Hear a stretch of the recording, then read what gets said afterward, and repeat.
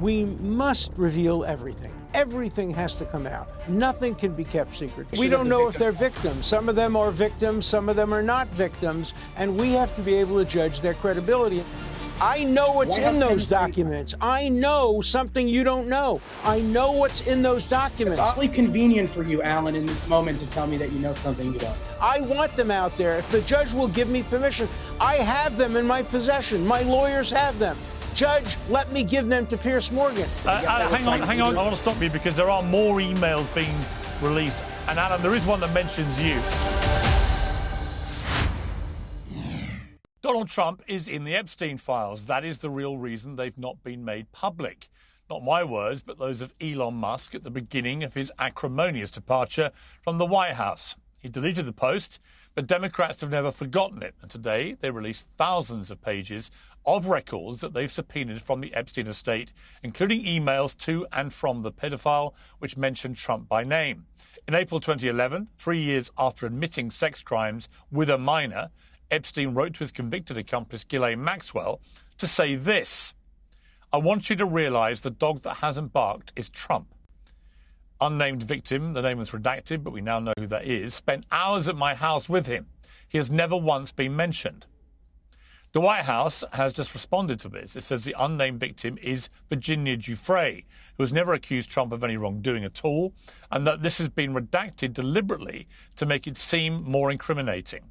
But there is more. The releases also show Epstein exchanging emails in 2019 with author Michael Wolff, from whom he solicits advice on, quote, crafting an answer for Trump to use if he was asked about Epstein by the media. While discussing Trump's long-held claim that he forced Epstein out of the Mar-a-Lago members club, Epstein says, "Trump says he asked me to resign. I was never a member, ever." Of course, he knew about the girls, as he asked Ghislaine to stop. Well, Ghislaine Maxwell was, of course, convicted of aiding Epstein's sex trafficking of children. She's the only living person who's been convicted of anything related to this scandal, but she's asking Trump for a pardon and was moved to a lower security prison after saying this. I certainly never witnessed the president in any of, I don't recall ever seeing him in his house, for instance. I actually never saw the president in any type of massage setting. I never witnessed the president in any inappropriate setting in any way. The president was never inappropriate with anybody. In the times that I was with him, he was a gentleman in all respects. Well, to that point, there's no suggestion that Donald Trump broke any law or did anything wrong. Trump will argue it was guilt by association, which is presumably why he backtracked on releasing all of the Epstein files in the first place. And the White House again says it's a Democrat hoax, because Democrats are the ones getting hold of the files and choosing what to selectively release, mostly having not cared very much at all about the story for many years. The response to that, not unreasonably, will be simple. Release the files and let people make up their own minds. Well, joining me to discuss all this is criminal defense attorney and Jeffrey Epstein's former lawyer, Alan Dershowitz, the Democrat strategist and host of Endless Urgency, Mike Nellis, the New York Times best-selling author and host of The Edge, Eric Bolling, and the host of Bet News, Marc Lamont Hill. Welcome to all of you.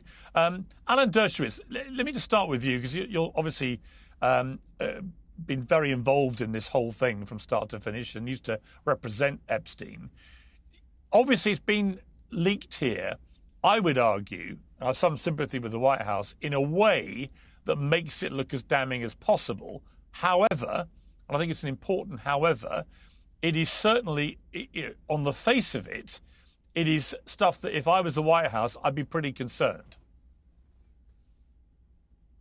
Sure, because there's guilt by accusation in the country today. If you're accused, you must be guilty. If you're suspected, if there's smoke, there's fire. I can provide some actual eyewitness testimony. I was Epstein's lawyer. I was trying to make him the best possible deal I could make. That's my job. That's what I'm supposed to do. And among the questions I asked him, as any lawyer would, is, can you name people who may have had improper sexual relationships with anybody? And if we can turn those people over to the government, we can maybe get you a better deal. And then I went through a variety of names, including Donald Trump. And Jeffrey Epstein said, no, Trump didn't do anything wrong. I can't say anything about him that would be helpful to the government, even if the government wanted to get him. So I put that question to him. Now, I put it to him well before this email of 2011. I put it to him in 2006 and 7 when I was representing him. But I never, in the years that I represented him, ever heard him saying that Trump was involved in any improper conduct. He did say, I know that for a fact, that he and Trump had a friendship, and that friendship broke up, and, you know, that whole story. The other thing that's important is that we must reveal everything. Everything has to come out. Nothing can be kept secret, because secrecy just absolutely encourages people to speculate, and speculate according to their own narrative, including what has to come out of the names of the accusers. Because some of the accusers, for example, there's a woman named Ransom. She accused Bill Clinton, Hillary Clinton, a variety of other people of misconduct, and then it turned out she admitted she made the whole thing up. So it's very important that to have total and full disclosure, we have disclosure not only of the accusations, but of the credibility or lack thereof of the accusers. So although I think these revelations are significant, I don't think they do anything to in any way imply or suggest that Trump did anything wrong. Okay, Mike Nellis, I want to play you a clip before I get your response to that. This is from David Boies, who was Virginia Giuffre's lawyer, a top American criminal attorney for many decades, also repped a number of other of the Epstein victims. This is when I asked him specifically about whether he's seen anything against Trump. Have you ever seen any evidence that would suggest Donald Trump either took part in or was aware of any criminal activity involving Epstein? Absolutely not. And we've looked. We've obviously looked at both President Trump and former President Clinton. We've looked at all of the really high-profile people, and between my firm's representation and Brad Edwards' firm's representation, we've represented dozens and dozens and dozens of victims, all of whom we've interviewed. We've looked at the documents, and although both Presidents Clinton and Trump had relationships, social relationships with Epstein that I know they regret, there's been no evidence at all. I'm quite confident that neither of them were involved in the actual sex trafficking or any of the sexual activities.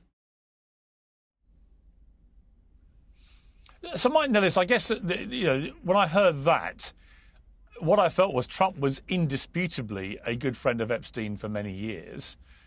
He said he had no more contact with him after his conviction for pedophilia, which seems that's not been contradicted by any new evidence. But what you've got here, clearly, just on the face of it, when I saw this drop, is you've got emails which are, at the very least, raising some eyebrows about this, albeit nothing points to any criminality by Donald Trump. What is your view of this?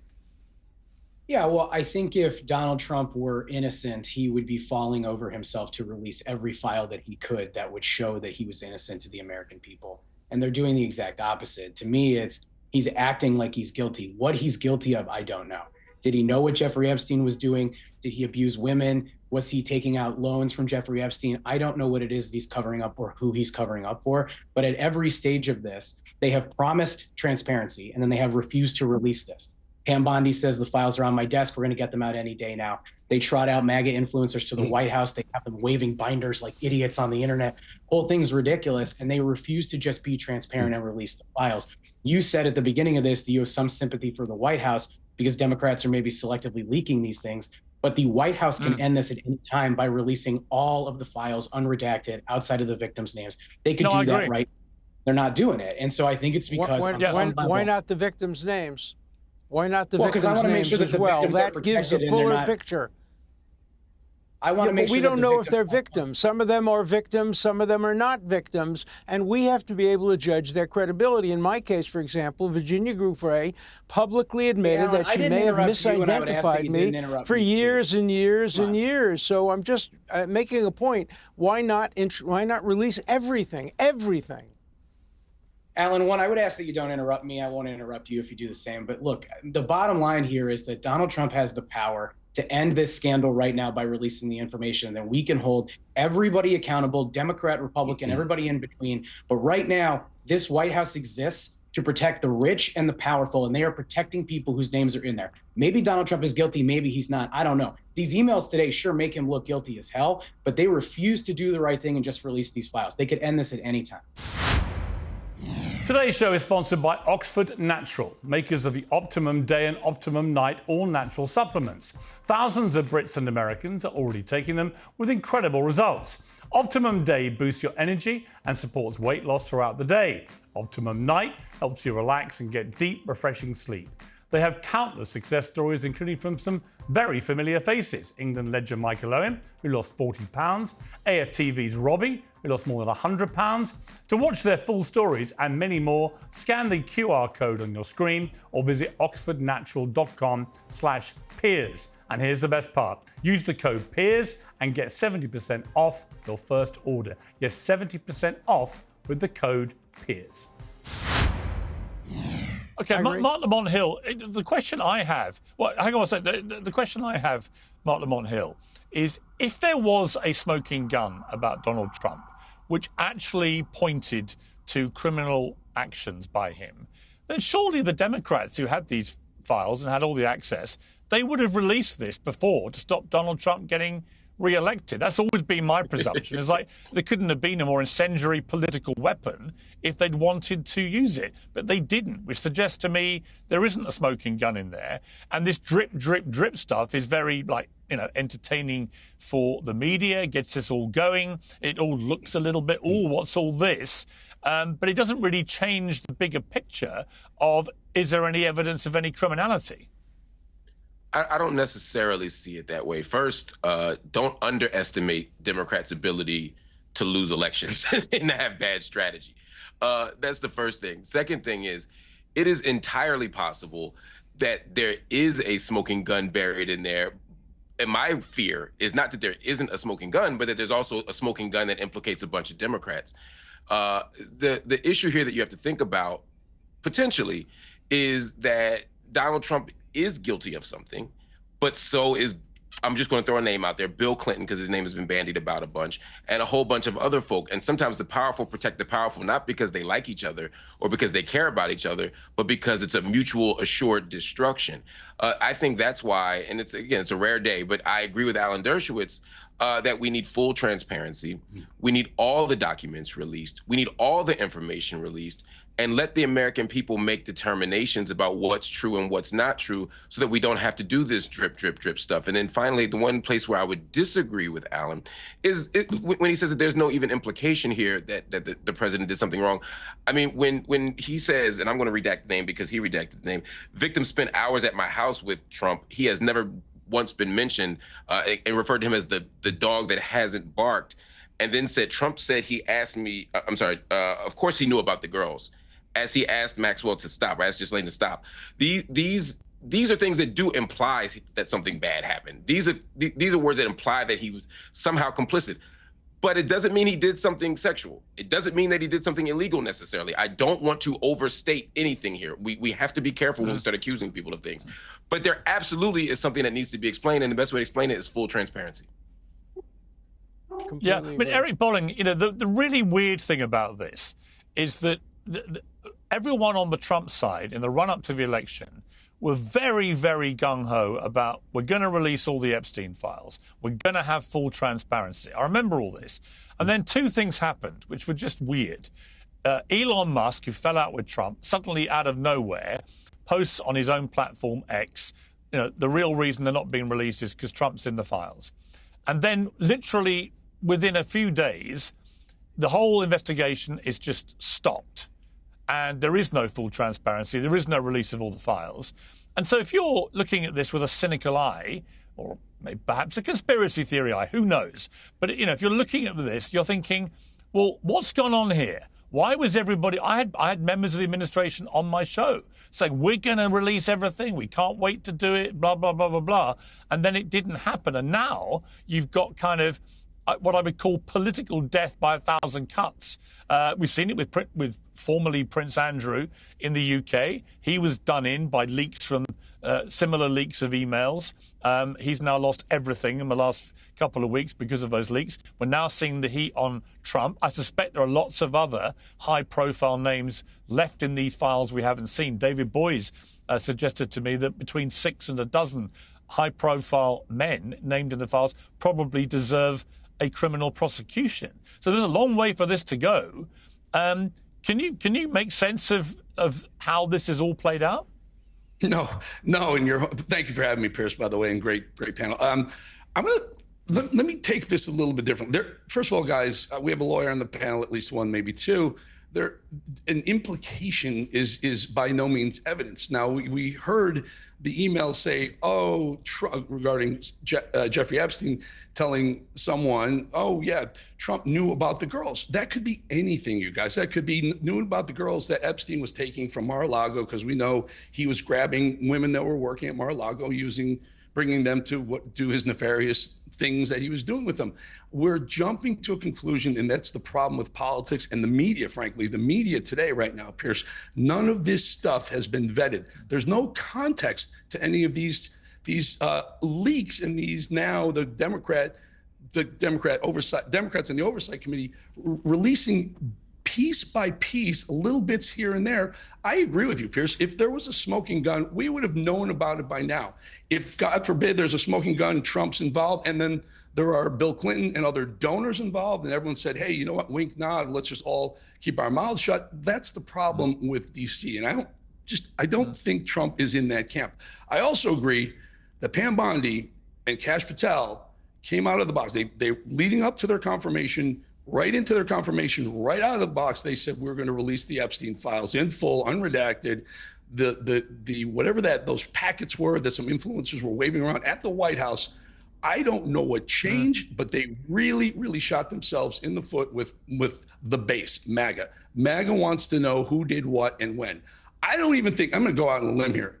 If Trump's name was in there and he's implicated, I don't even think it would move the needle on his approval rating within MAGA. But the problem is what he's doing right now, and I'll be very honest with you, I know the guy for 20 years. What he's doing right now is undermining his own credibility with regard to this topic. Release it, no matter what it is, release it. They'll get over it, Trump. You're one of a lifetime, if not an eternity of politicians to ever walk this earth. They'll get over it. I think everything should come out unredacted. Here's, can I add something it's real quick? Interesting. I very rarely... I was going to say, Mike, I will let you respond, but it's very unusual to have all four panel members agreeing about the fundamental point, which is, I think we all believe the best way for this to be dealt with is to release all the files.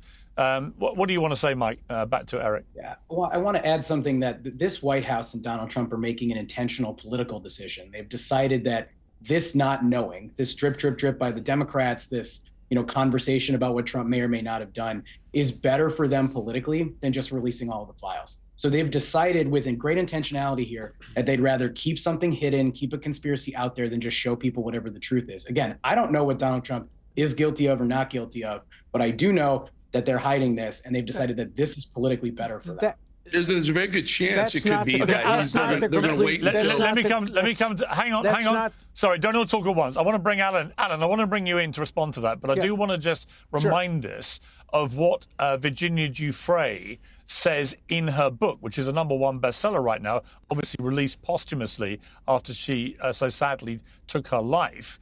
But she described the first meeting that the real estate mogul Trump had in 2000, as he was then, with her father, Sky Roberts, when he was working as a maintenance man at Mar-a-Lago in Palm Beach. They weren't friends exactly, but Dad worked hard and Trump liked that. I've seen photographs of them posing together, shaking hands. Trump couldn't have been friendlier, telling me it was fantastic that I was there. But she made it clear in the book that she did not have any issue with anything Trump had done.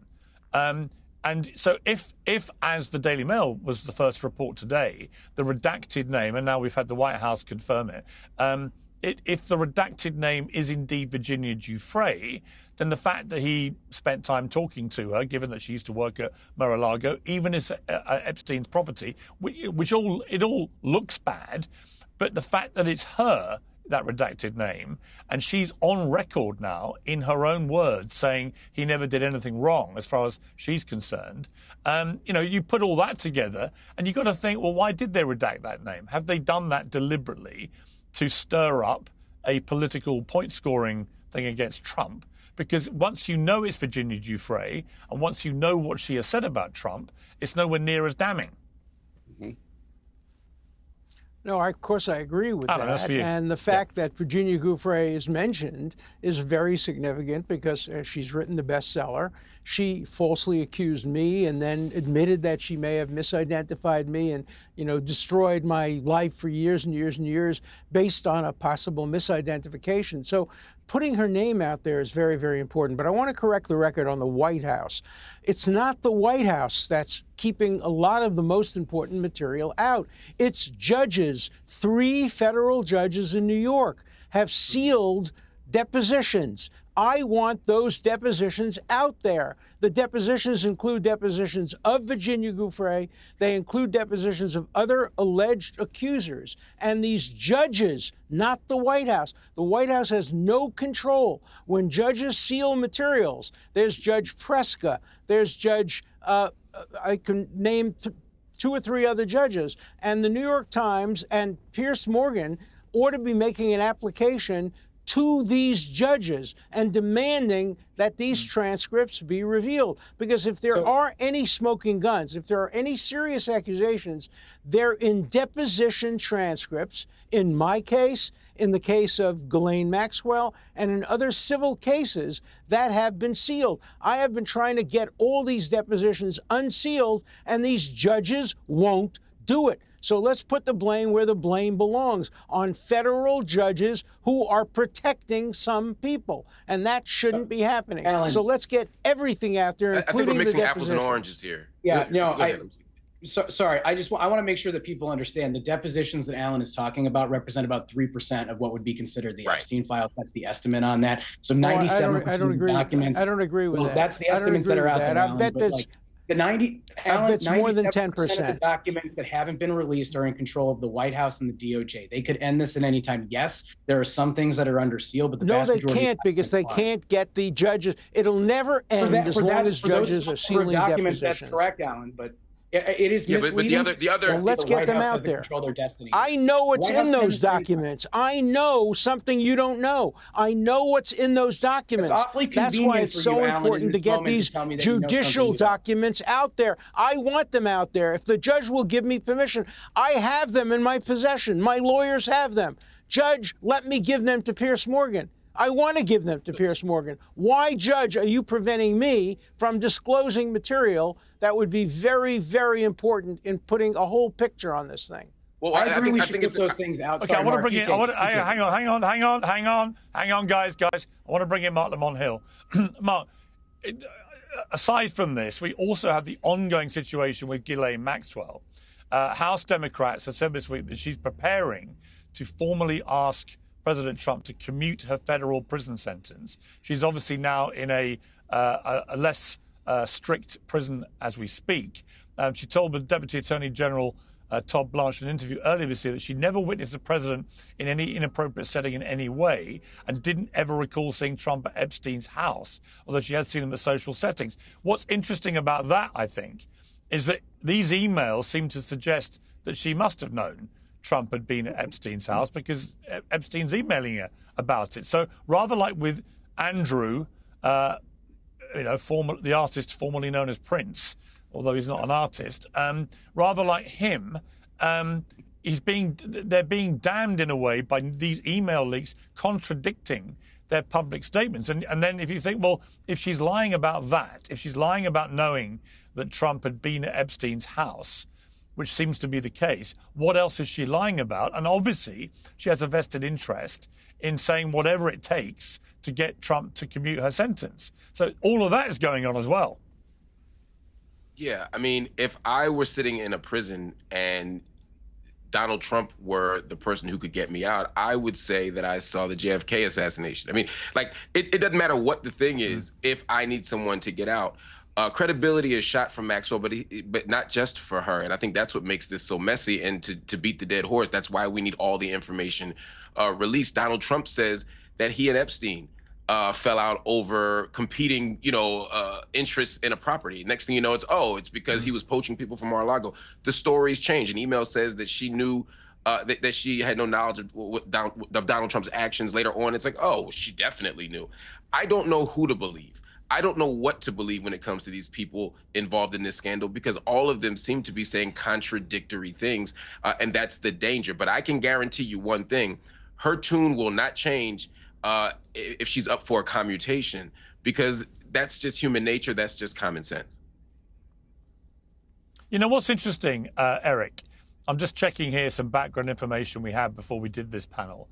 In a 2016 deposition for a civil case, Virginia Giuffre was asked if she believed Donald Trump had witnessed the sexual abuse of minors in Epstein's home. She said, "I don't think Donald Trump participated in anything. I never saw or witnessed Donald Trump participate in those acts, but he was in the house of Jeffrey Epstein." Then she added, "I've heard he has been, but I haven't seen him myself, so I don't know." Now, again, the significance of that, which is 9 years ago, is that clearly from the Epstein leaked emails today, he's talking about seeing Virginia Giuffre in his house with Donald Trump for a number of hours, which would contradict her statement there, made 5 years after that email was sent, saying, "I haven't seen him myself, so I don't know." So again, what we're seeing is a kind of, through these leaks, because they're coming selectively, we're just seeing a lot of stuff that's been said publicly by everybody involved, seemingly, getting contradicted by the leaks. But we don't have all the leaks, we don't have all the information, and it's quite hard to work out proper context for this stuff. Piers, in the sad part is being this far removed from when the actual nefarious operations, things were going on in the island and also in Manhattan, et cetera, around the world. We're looking back, and now all of a sudden, any sort of crossing paths with Jeffrey Epstein is some sort of guilt or an indictment of Trump or anyone else. Let's not forget, Bill Gates was at many high-level celebrities were at this island. Did they participate in the sexual rape, the pedophilia going on? No one knows. But certainly because they've crossed paths, or Epstein casually mentioned someone's name in an email that, yeah, that guy knew it was. Doesn't indict them, doesn't make them guilty of it. And what's happening is now the Democrats are releasing this the way they are. And frankly, the way the Trump administration handled the original, we're going to release and then pulled back, is creating this media circus around it. Clearly, it's a media. Epstein has massive appeal to the consumer, to the news consumer and the political consumer. I just don't think it's going to have a political influence the way the way I believe the Democrats think it will. My guess is there may be some sort of smoking gun with Trump, but it also will incorporate some high-level donors on both sides, maybe some friends of Trump, certainly some friends of Biden, or it would have come out during the Biden administration, and everyone's staying quiet. And once again, the American people get screwed. We get completely blindsided by the swamp and the disgusting shit that goes on. You know what's even bigger than this that no one's talking about? The $100 or $200 million that congressional members and senators have paid victims of their own sexual abuse. Yet we're worried about whether Donald Trump knew or didn't know what was going on at the Epstein mansion when it was going on. At this point, who the hell really cares? Well, I got to say, I care, actually, and I've known Donald Trump a long time. I like him personally. He's been a friend of mine. But I care. I care because 2,000 young women and many underage girls were abused by a lot of rich, powerful people. And we still have only had one person held accountable for that, and it was Ghislaine Maxwell, a woman.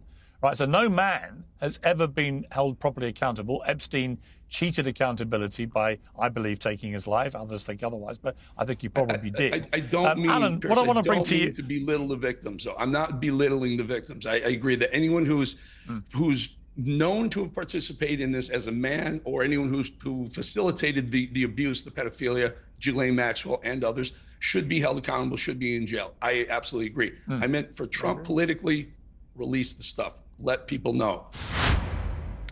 If you owe back taxes to the IRS, they can garnish your wages and levy your bank accounts. They can even seize your retirement or take your home.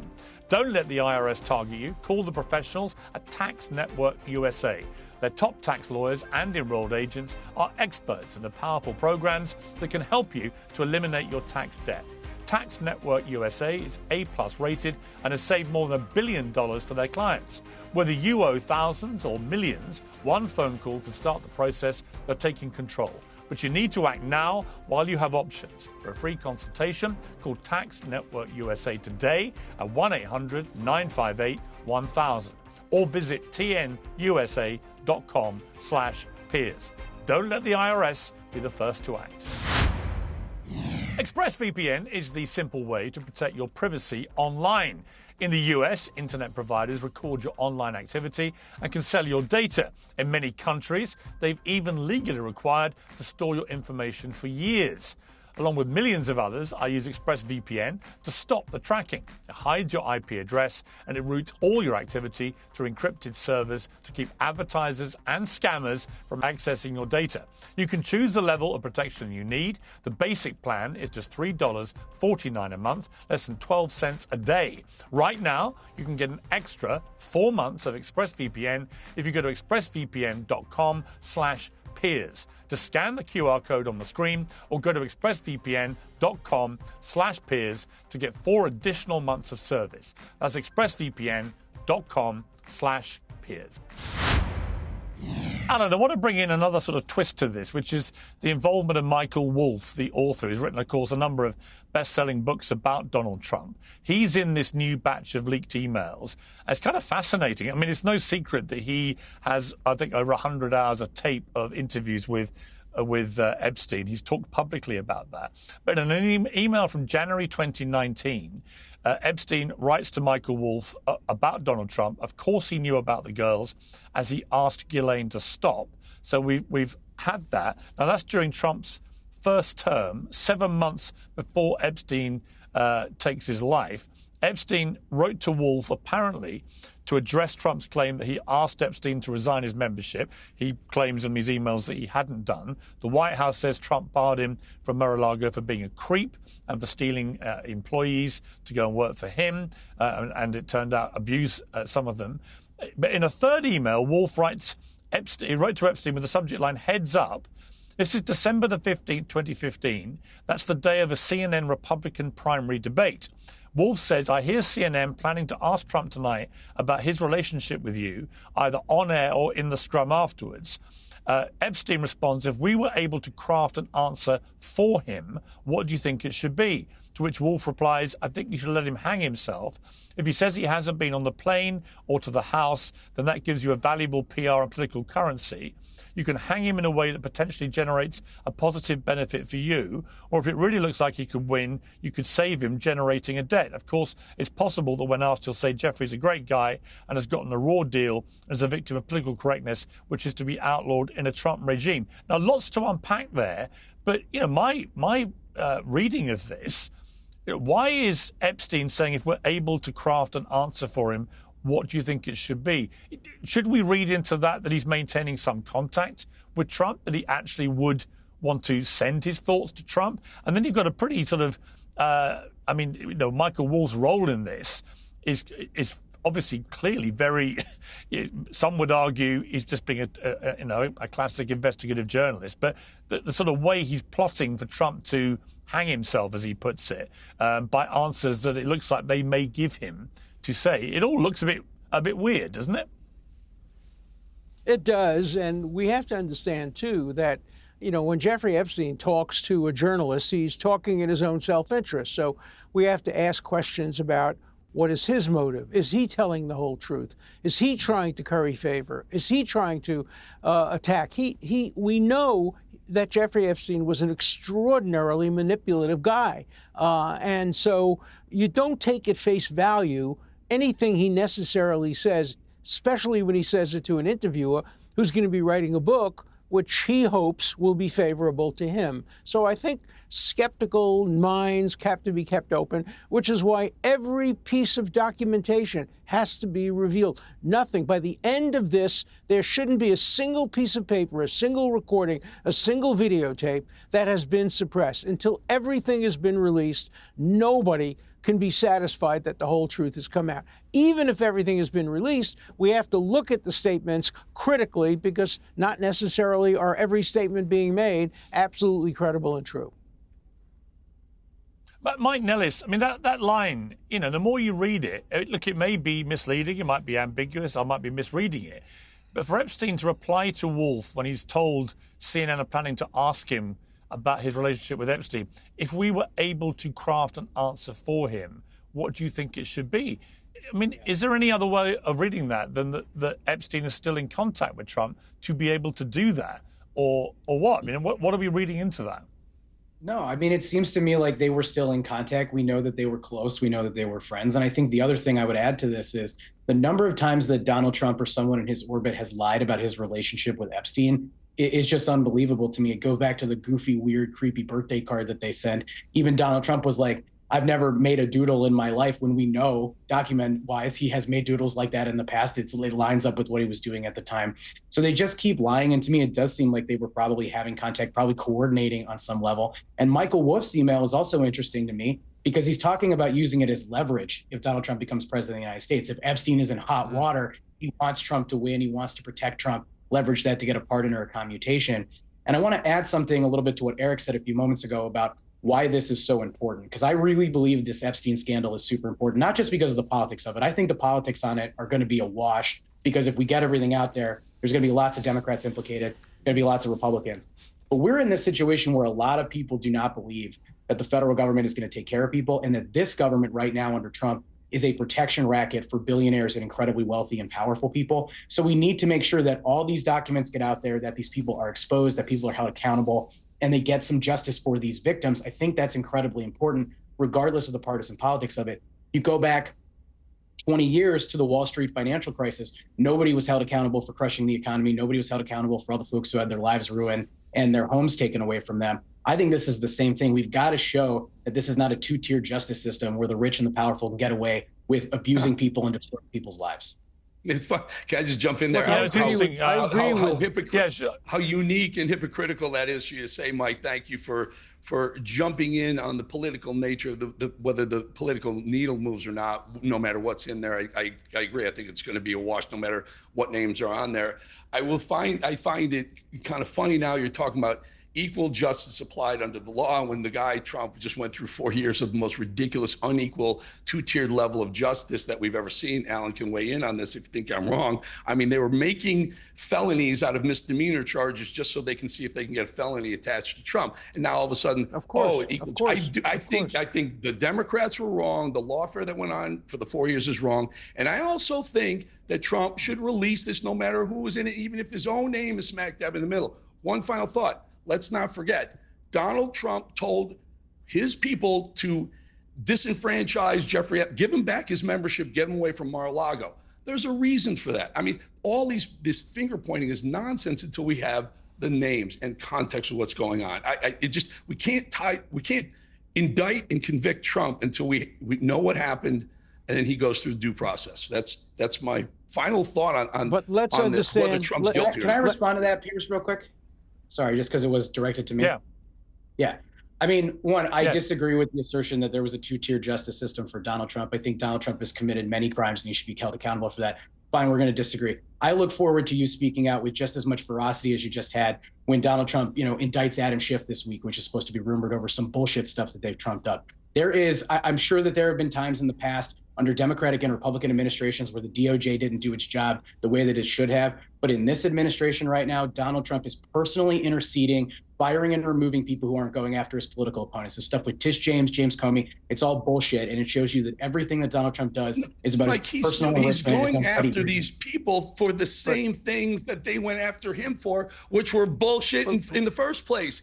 I don't agree with document storage. Are you kidding me? Joe Biden. Well, let's remember what Tish James. But Joe Biden's not the one who ordered that stuff. Tish James went after Donald Trump for how his mortgage was prepared on a document when she was doing the same damn thing. But hold on, there's a different thing here. At least be fair. At least be fair about this. Eric, let me add something though, because the difference is most of these charges that Donald Trump has had the DOJ bring against Comey and Tish James and others, they're likely going to be thrown out. The difference is that Donald Trump was found guilty by a jury of his peers of fraud. Now, it's in the past now. The American people decided they didn't care about that. But if you think it was wrong, peers is very, very well, let's set the record straight. Creative on your part. Let's set the record straight on Tish James. Tish James ran for office. The only time I've ever heard a prosecutor do this since Stalin's time, on the claim of, I'm going to get Trump, no matter what he did. I haven't done any research. I haven't looked at it. But my campaign is get Trump. And she tried to get him in every way. She tried to invent crimes she couldn't find. Finally, she went after him civilly. Then they went after him criminally. I have never seen a weaker criminal case in my 60 years of practicing law than this miraculous conversion of a misdemeanor, which was time barred, into a felony based on multiple choice. In 60 years, I have never seen a worse case, criminal case, than the one against Donald Trump. You may be right. You may be right about things that Donald Trump did, but these cases against him by Tish James and by the District Attorney of New York are two of the worst cases I have ever seen in my years of practicing criminal law. And what we're seeing is warfare and lawfare on both sides. And it has to stop on both sides, not just on one side. Now, you can't blame Biden for that, but you can blame two democratically elected New York officials, Tish James and Alvin Bragg. And Alvin Bragg was just reelected, and Tish James will probably be reelected. They have absolutely violated their norms of criminal justice and done terrible things in order to get Trump. I wrote a book called Get Trump. I didn't come up with that title. That was Tish James's campaign pledge to get Trump. It reminds me of what Lavrenti Beria, the head of the FBI, said to Stalin, show me the man and I'll find you the crime. And that's what these New York law enforcement officials did. They set out to get Trump. They looked for crimes. They couldn't find them, so they manufactured them, and I think they'll both be reversed on appeal. I don't agree with that Alan, at all. But hang on, Mike. Mike, hang on. Right, okay. Mike, hang on. I want to stop you because there are more emails being released as we're speaking. It's what I've been slightly distracted by as you guys were debating there. And Alan, there is one that mentions you. It's not, I would say, significant to what we're talking about. It's just interesting. Jeffrey Epstein called Trump borderline insane in a 2018 email exchange with Larry Summers, the former Treasury Secretary and president of Harvard University. Trump, borderline insane, Epstein writes, who then makes a reference to you, Alan, saying Dersh a few feet further from the border, but not by much. In other words, he's suggesting you're nearly borderline insane. I mean, what is your reaction to that? Well, at that point, Epstein and I were enemies. Obviously, he thought I had made him a terrible deal, that sweetheart deal. He refused to pay me my legal fee. I threatened to sue him. I was not in a good relationship with him, and I terminated any kind of relationship. I had an academic relationship with him primarily. I went to a lot of his seminars. I spoke at one of his seminars. But as soon as he was arrested and charged, and as soon as I saw the evidence, I no longer went to any of those seminars. And, Epstein was furious at me. So I've never seen that email, but I can easily imagine that him thinking that I'm a little bit kooky. But I'll let the public decide my mental status. It's interesting. Again, there's another email I want to read to the rest of the panel in a moment. But the veracity of Ghislaine Maxwell's testimony is now coming under a lot of heat today following the release of these emails. Yashar Ali, who's a very prominent poster on X, has just posted the exchange about the dog not barking and says, the email that's most newsworthy in my mind, and Mike, I'll come to you for this, is the one that Epstein sent to Ghislaine Maxwell in 2011. This was years before Trump ran for office. It appears that Ghislaine Maxwell lied to DOJ officials during her meeting with them a couple of months ago, and that's the inference being that she knew a lot more than she let on. I do think there's a lot of stuff here coming out which is contradicting again. And again, I reference the Andrew scandal back in the UK because he was eventually done in several weeks ago because new emails emerged that contradicted his public statements and those made by his ex-wife, Sarah Ferguson, that they cut all contact with Epstein. It turned out they hadn't at all. And you know, the interesting thing about this, there is so much more to come. You know, one email that we've just had published, Carl Griffin, a reputable producer, has posted an email from a former Obama counsel, Kathy Rumler, in which Epstein says, "You see, I know how dirty Donald is. My guess is that non-lawyers, New York business people, have no idea what it is to have your fixer flip." That seems to be a reference to Michael Cohen, Trump's former fixer, flipping on him, obviously, and about business dealings. The dirty Donald phrase is going viral already. It's all getting very, very messy, this. And like I said at the start, it is a kind of political death by a thousand cuts. And everyone involved is getting... I mean, somebody mentioned Watergate earlier. I happened to be at the Richard Nixon Presidential Library Museum on Monday night doing an event for my book, Woke is Dead. And, you know, it reminded me that in the Nixon scandal, it took a long time for that to unravel. It took several years before the original, Washington Post stuff was really laid bare for everyone to understand how big it was, and then all the repercussions. And here, we many years into this scandal, and yet it seems to me the scandal is burning ever more ferociously, and I think this is going to get a lot bigger. Yeah, it's going to get worse before it gets better. And I think a lot like Watergate, it's going to be death by a thousand cuts because the cover up is worse than the crime, although the crimes here are pretty terrible. So there might be the one time that that's not the case.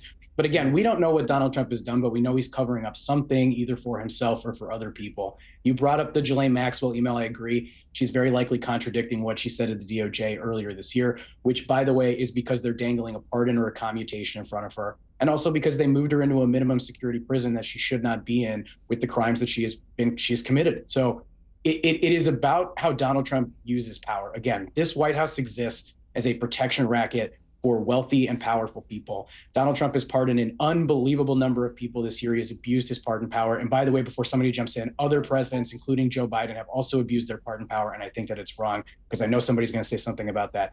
But Donald Trump has pardoned top beaters, he has pardoned drug dealers, he has pardoned other sexual abusers. He's dangled his pardon in front of Ghislaine Maxwell. So did Clinton, so did Biden. Eric, I already addressed that. Mike, do you honestly believe? Okay, so Jeffrey Epstein committed suicide in prison in 2019. Did he? So we've had the full extent of the Biden administration to dig into this, to find out. They had the Department of Justice had everything that the Trump Department of Justice has. And you're going to tell me now that somehow Biden either missed it or decided not to release Donald Trump, damning evidence on Donald Trump as he's about to become reelected, when all they wanted to do was make sure he wasn't reelected. If there was a smoking gun with Donald Trump's name on it, I'm positive we would have seen it before the 2024 election. I would bet one of my last dollars on that at least. Why is he holding it out? Maybe he's playing a political game with the other side, like play this cat and mouse game with them, and finally maybe at midterms go, what, you want it? Okay, here it is. Democrats see nothing there except Bill Clinton, Bill Gates, Larry Summers, and whomever else is on the list that actually participated. What is fascinating? What is fascinating, Marc Lamont Hill? Mark, I'll come to you, Mark. You're muted there. I don't know if you've hit the wrong button, but just to come to you, the interesting thing to me, just in that latest email I mentioned, it's an email exchange in 2018 with Larry Summers. This is a former Treasury Secretary, president of Harvard University, who is still in email contact with a convicted pedophile. I mean, that alone, right, under normal circumstances, you go, well, hang on, what's Larry Summers doing, emailing with Jeffrey Epstein so many years after his conviction? So I've always taken a view with this, that there are people who could claim plausible deniability if they disowned Epstein from the moment of his conviction. But if you carried on consorting with him afterwards, then I think all that plausibility disappears very quickly. You know what he is. Very much so. Unless your legal counsel, there's not a really good reason to hang around Jeffrey Epstein. And I think that speaks, though, to Eric's question, right, or assertion, which is that if there were a smoking gun, the Biden administration would have used it. The Harris administration would have used it. The Democrats would have used any tool they had to get Donald Trump out of office. I think you're right about that. If, and this is a huge if though, Eric, if the only smoking gun is one that implicates Donald Trump. But as we said earlier, it's the most likely scenario, quite frankly, is that they're all guilty. Is that a whole bunch of people who are rich and powerful, who are red and blue, Democrat and Republican, all did a bunch of really crazy stuff, and it's mutually assured destruction. It's not that Biden was holding back because he loves Donald Trump or because he was scared to play that card. It's that playing that card would implicate a whole bunch of people who donate to his campaign. It implicates a whole bunch of people who support him and who have power that operates outside of the government. Sometimes I tease or make fun of, really, the conspiracy theorists on the right and the left, but sometimes they're not wrong. Sometimes it's kind of what it looks like. And so I think that's the most likely outcome, is that there's a bunch of powerful people who did a bunch of foul shit, and they're doing everything they can to cover themselves at every turn. You know what, though?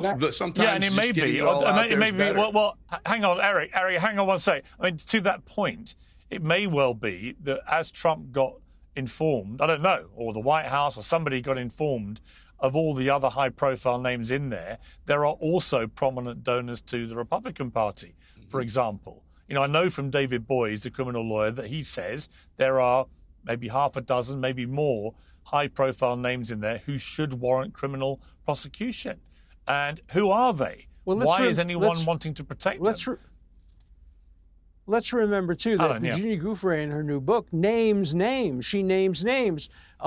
Whether they're falsely accused, like I was, or whether they're truthfully accused, I don't know. But she names the man who invented artificial intelligence. She names the governor of New Mexico. She names the U.S. representative to the United Nations. She names a prime minister of a foreign country. She names Jacques Cousteau's granddaughter. She names so many prominent names. They're all in there. They're in the book. Now the question is it true? Should there be investigations, like there was extensive investigations of me, and I was vindicated? I was able to prove that I was nowhere near her. I never met her. I never heard of her. It was just a completely case of mistaken identification. That may be the case with others as well. That's why we can't use the word victims as an end in itself. If people claim they're victims, they may be victims. But there are women who have collected money from the Epstein fund who never met Epstein. Their lawyers put them up to it. They made false accusations. We know the names of at least 2 or 3 people who have now admitted making false accusations.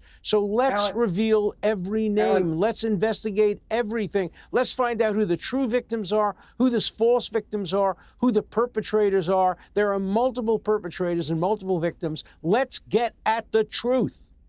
Here's the thing, Alan. There is a class of people in this country, of the wealthy and powerful, who are out and they're protecting each other. And that's to the point of, Eric, like you like to point out, the Biden administration. You sound like Mamdani. You sound like Mamdani. I don't sound like Mamdani. Well, you people. feel that way because you're part of that class of people, Alan, and you want to be protected just like the rest. Yeah, sure. I'm part of that class. I'm a wealthy I'm a law professor who made based on everything I know about you, Alan, you've done year. pretty well and you rub elbows with a lot of powerful people. Nothing wrong with that. Yeah, but I'm not a member of that class. I have a small apartment in New York, but this class nonsense. He's not it's an elite. Marxism at its worst, and it's just not true. Alan Dershowitz. I gotta stand with Alan. I got to stand with Alan on that. He is not an elite. He's just because he's a Harvard law professor who has represented some of the most powerful and influential figures in the world, who is a best-selling author of numerous books and has had extraordinary influence over global public policy. That doesn't mean he's an elite. He's just like you and me. He can have a beer with us. I'm a regular guy. It's the regular guy, Alan. I'm a regular guy. Yeah. As we're talking, I'm going to end what's been a fascinating panel, and thank you guys for all scrambling so quickly. It was obviously very late breaking news, and I really appreciate you joining me. It's a really interesting debate. As I'm talking, more and more emails are coming out. Another email here, which is just more cryptic than anything, from Epstein to Paul Krasner in 2017, with the subject heading Trump. It says the allegation was not at a pedophile party. It was at my house with me. To what wording would you suggest I change that? So we don't, again, know exactly what that means, what it's referring to, but it certainly is going to cause, I think, a lot of speculation, as indeed it already is. So thank you very much to my panel. I appreciate it. Thank you. Thank you, Piers. Thank you. Thank you. It's a pleasure. Well, I'm joined now by the host of the Tara Palmeri Show, Tara Palmeri. Tara, welcome back to Uncensored. What do you make of all this stuff crashing out today in these leaked emails? Well, Piers, I always believed it would be a drip, drip, drip. It would always be, these emails from the estate, leaks, whistleblowers that would tell us the full story. As you and I know, having covered this story for a very long time, the Department of Justice does not self-police when it hands over documents. They're highly redacted. And that this is the way we're going to learn the full story of Jeffrey Epstein. It's going to be through putting the pieces together of his correspondence. You knew, obviously, Virginia Giuffre very well. She appears to be the redacted name that Epstein's referring to in this already quite infamous email, where she talks about the dog that hasn't barked being Donald Trump. You know, she made it clear, I think, while she was alive and in her posthumous book, that Trump, as far as she's concerned, never did anything wrong. What do you read into that email in particular? You know, I think it's really interesting. I spent a lot of time with Virginia Giuffre, and I did find her to be very open, but I also sensed that there were places that she wouldn't go or didn't want to go or had fear about going. Her story is it's a story that involved a lot of really powerful people. And I think because of the kind of assault she was under from the press, intimidation, people tried to break into her home, lawsuits, defamation. She was really careful about what she shared. But you're right. I mean, she said that she liked Donald Trump. He was nice. He was around Jeffrey Epstein and the girls, but she said that he was a perfectly friendly person to her. At the end of the day, I know that there are men that she was trafficked to that did not make it into her book, not even in the sort of blind item style way that she wrote. She was trafficked to as many as 36 men. And you don't even know the start of it. Like it's incredible. So I think with this story, we're just going to learn more and more. And I do think that Virginia, having seen her reputation dragged for decades, she was really careful about what she said publicly. I mean, do you think we're going to see a lot of high-profile people actually brought to account here? Do you think this is going to lead inevitably and eventually to criminal prosecutions? Well, in her depositions alone, there are a lot of redacted names of men. And these men spent a lot of money and time paying lawyers and fighting in court to have their names redacted. Those names are in the Epstein files. If they are ever released or a whistleblower wants to release them, you'll see the names of men that the public has never heard before. And I think that would be really shocking because some of these people are still leaders. It's not just leaders in finance and academia and in science, leaders in politics. And I still find it to be shocking that it's only in your country where we've really seen any justice, that we've really seen anyone have to pay for their association with Jeffrey Epstein, having to step down from public life. We haven't had that yet, even though, some could argue what the UK ambassador to the US, his email connections are just as close as the ones that President Trump has and others. So it's very, it's shocking that no one's had to pay a price. And if anything, what you're going to see is the White House whipping even harder against House Republicans to vote against releasing the Epstein files in a few weeks. I had a source reach out to me last night saying that Republicans were starting to break and that they thought it would be difficult to vote against releasing the Epstein files when that happens, that they would vote yay. But the pressure is going to be more intense on them now.